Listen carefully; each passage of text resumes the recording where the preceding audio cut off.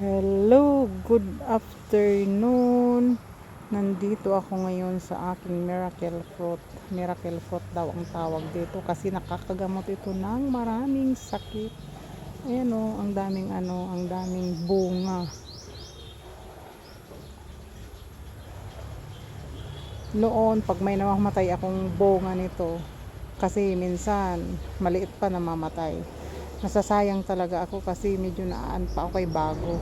Pero ngayon, kung talagang mabubuhay sila, mabubuhay talaga. Ayan o, kahit nasa lupa na ang dami nila. Ayan, pag gusto na nilang mamunga ng na para sa kanilang gulang. Ayan, ayan o, ang dami. Ayan o. Ayan. O, ayan, malapit na sa simento. Ayan pa o, ang dami o. Tapos andoon pa sa taas. Ayan o. Ayan, ang dami. Nilalaga daw ito guys. Kinakayod pag pag dapat ng anihin, pag dapat ng kunin.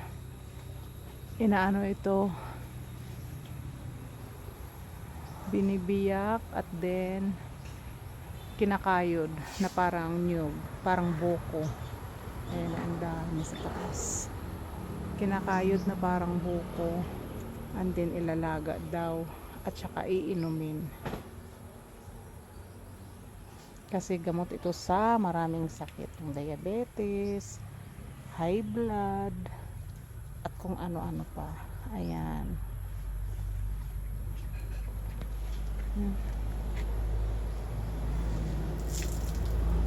Naman na dato. 1 2 3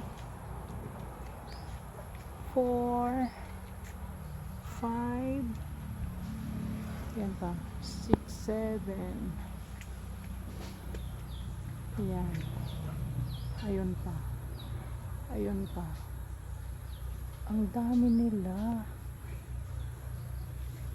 Ayan, magta-try ako nito kasi ngayon ko palang matitikman itong klaseng bunga, yung miracle fruit talaga. Ayan, try natin ito guys. Kukuha tayo and then i-demo natin ulit at i-update ko kayo sa aking video sa susunod. Ayan, thank you guys for watching